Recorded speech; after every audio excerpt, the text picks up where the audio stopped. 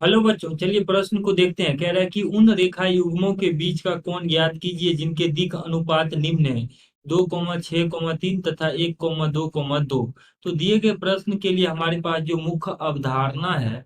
इस प्रश्न के लिए मुख्य अवधारणा की अगर हम बात करें तो दिए गए प्रश्न के लिए मुख्य अवधारणा ये हो जाए कि मान लीजिए एक रेखा एल एक है जिसका दिक् अनुपात एक A1 बी एक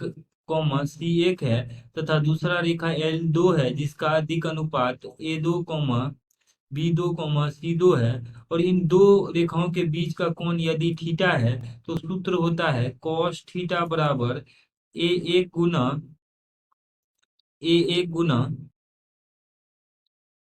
A2 जोड़ B1 गुना B2 गुना C1 जोड़ C1 गुना C2 बट्टा, और यहाँ पे हर वाले भाग में आएगा वर्गमूल A1 की घात 2 जोड़ B1 की घात 2 जोड़ C1 की घात 2 गुना, और यहाँ आ जाएगा A2 की घात 2 जोड़ B2 की घात 2 जोड़ C2 की घात 2, इस प्रकार से। अब देखिए, इसी का उपयोग करके दिए गए प्रश्न को हल करेंगे। तो यहाँ पर रेखा एल एक है जिसका अधिक अनुपात दिया गया है 2,6,3, और दूसरा रेखा एल दो है जिसका अधिक अनुपात दिया गया है 1,2।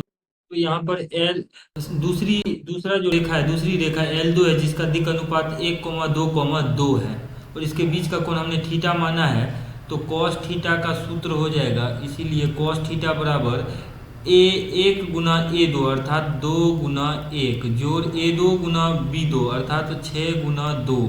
जोड़ C1 इंटू C2 यानी C1 गुना C2 अर्थात 3 गुना 2 बट्टा,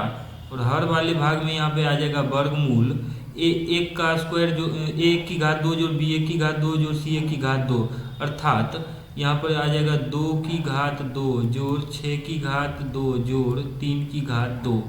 और ये अगला पद आ जाएगा 1 की घात 2 गुना में 2 की घात 2 गुना जोड़ 2 की घात 2। अब इसको हल कर लेते हैं तो ये आ जाएगा 2 जोड़ 6 दूनी 12 जोड़ 6 बट्टा,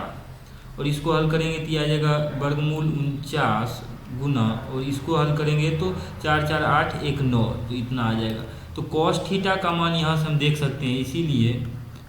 कॉस थीटा बराबर, अब देखिए अंश वाले भाग में 20 आ रहा है, 12 जोड़ 6 जोड़ 2 अर्थात 20, तो इसका मान 20 आ रहा है, तो 20 बट्टा हर वाले भाग में हम देखें तो यहाँ से 49 का वर्गमूल 7 हो जाएगा, और गुना में यहाँ से ये आ जाएगा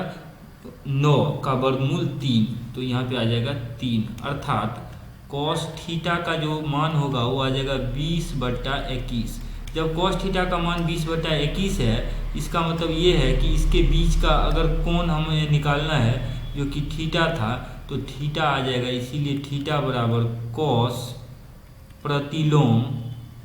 20/21। यही हमारे पास दिए गए प्रश्न का हल हो जाएगा। आशा करते हैं कि इस प्रश्न का हल आपको समझ में आया होगा। धन्यवाद।